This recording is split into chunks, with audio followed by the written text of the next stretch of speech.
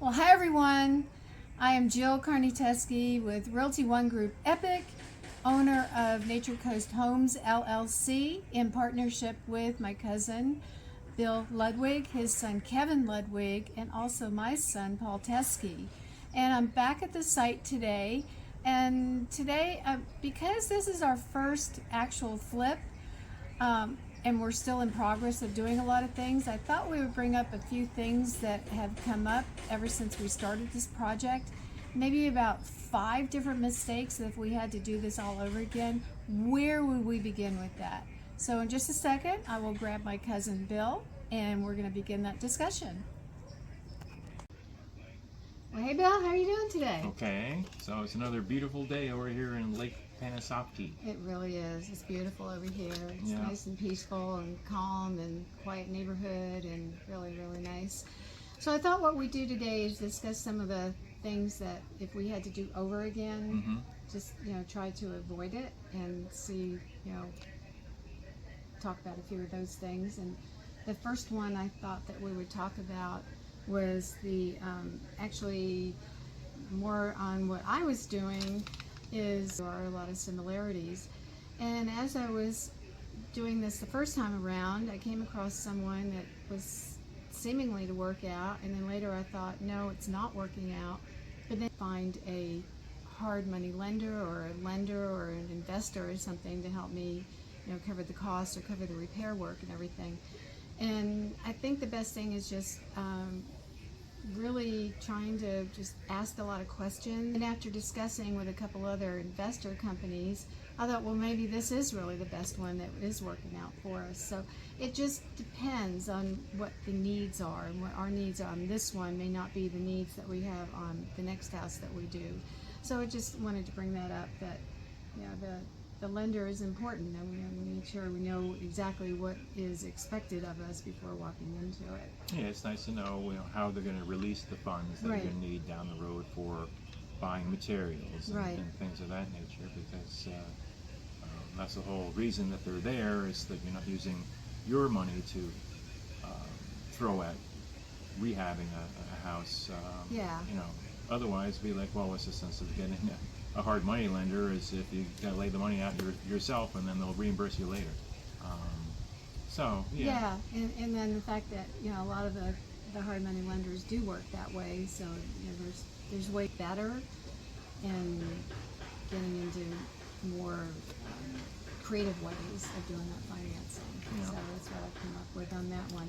Well, the next one was when we had first purchased the house. There was, from the time that the contract was executed, the closing date was 2 weeks later. Really accelerated. Yeah, so it was a 2-week closing, which would have been fine, but we kind of came up with a couple snags along the way. So at 6 days out to the closing, the lender decided that they wanted to have the septic tank and the water tested. So it was kind of a bit of a scramble to get that done on time. We managed to do it, but I mean, those were things that we wanted to have checked out anyhow. Yeah, anyhow, but yeah. Because on our list of things that we wanted to check on the house, that was one of the items on there, to see the results of how good is this septic tank and field. But with it being like thrown in there as a stipulation of well, we're not going to give you the money unless we know. And then the pressure on the other side being that of course there was an escrow payment, and if we didn't close within that 2-week time, and there was no way around that we stood a chance of losing that escrow. So that's just one thing to be concerned about, I think, on the next house that we look at. Well, even it's good that we walked away from the other one that was over in Inverness. Oh, true. Yeah. Because that one looked like it was going to be a giant debacle. I kind of feel sorry for the folks that may wind up buying that one because of the family feud. Yeah, the family feud one. Yeah, so there's lawsuits all kind of like waiting off in the wings on that one. And then they wanted to close in 10 days. Yeah, ridiculously fast. I think that was primarily because I think there was going to be a pending lawsuit brought up in court. I think so too. So it was good that we walked away from that one, even though it was a really nice sized yard, a nice cement a good block. curb appeal, and so, but yeah, no, I don't want to get involved with legal ramifications to screw things up. That would have been really bad. yeah, that would have been that could have had a lot of ramifications further down the road, which I didn't want to have to deal with. No, Yeah. So we won't go any further on that one. And then one of the things that you're so good about is your details. And I know that another person purchasing this house would have just come in and left a lot of things the same. But you did a lot of detail work, such as a lot of updates, such as the wiring. Yes, because it was antiquated. It was all done back in the 60s. Yeah. So, yes, it needed to be changed out so that everything is more up to 2023 standards. Yeah. And the other thing with replacing all the drywall and the new installation and all that, everything's all opened up, so that's the perfect opportunity to go ahead and change all those things out and have it so that the outlets are spaced the correct distance apart that they require nowadays versus what was required back then. You could basically put them anywhere you wanted. Yeah. And we found that one out. yeah, and then also adding the Cat 5 into the house in different areas so that somebody can hook up their computer systems onto a Cat 5 system without having to rely solely on getting Wi-Fi to I love that idea. generate everything that's Yeah. going on. Yeah. So a couple of things will be added in there that would have not been present if somebody just merely came in and kind of just did a quick go over on Right. mudding things up and then putting some paint on it, and there you go. Yeah, the cosmetics. I mean, Yeah. this doing a whole lot more than that with your good So detail basically, work. the infrastructure, if you will, of the house will be solid. Yeah, that's great. Yeah, that's really good. So another concern, I think, was the distance from traveling on a daily basis, because it's affected you more than me, is traveling over here, the distance that you've had to come, and it would be ideal if we could get something a little closer. Yeah, the next one, but they're so few and far between. Right. I mean, it's kind of difficult. You can't always have your cake and eat it too, so to Right. say. I mean, this does take probably about 10 hours of travel time per week, Yeah. back and forth. So, I mean, you're losing basically a day of work just by traveling the distance. Right.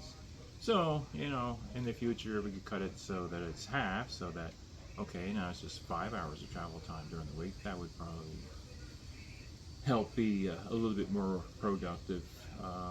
Because, you take that 10 hours and multiply that over a month's time, Right, and you have that's a 40 lot. hours, that's a whole week That's a whole that week. you spent Yeah. traveling. So, Now I have a good tent I could run. yeah, with there for you the go. next- You could okay, camp all right. out. Yeah. Just need somebody to come over and feed my animals. That's all. Okay. They'd be quite angry with me if we didn't return Oh, poor to guys. take care Yeah, of we them. don't want that. Okay. Besides, they'd probably destroy the house in the meantime. Yeah, that might be another reason. Come okay. home and find them hanging off the chandeliers. Which they do, the cat. Yes, yeah. I mean, yeah, that could be a unique problem to have right there. Yeah. You're leaving. What are you leaving behind if you're, being away from, your house all day long? All right. And then I think another one was we need certain contractors. We need certain permits pulled, and I think it would have been helpful if we had kind of had all that lined up ahead of time. Yeah, because really all we had was just the one AC guy to work with that we've used in the past. Right. And, yeah, other than that, especially being kind of new to the area, to get all of the networking done with different vendors and suppliers and folks like that. Yeah, it would be nice to have a couple of guys that you could rely on, that it could be just a phone call away and be like, once it's complete and us all together, it will be quite impressive to whoever walks through the door to see it. Looking forward to that day. Yes, yeah, ditto. All right. Well, thank you for the Yeah. info today, and we will continue this at another time. Oh. So, in summary, we have really learned a lot from our first flip so far. I'm sure we have a lot more to learn. Some things we've done well, some things that we may want to avoid in the future, and then also anything that may come up that is a big surprise. We'll be talking about that in the future. So if this is of interest to you and you feel like you want to get more information on flipping your first house or any other information that you wish to get, contact me and give me a call and have an epic day today.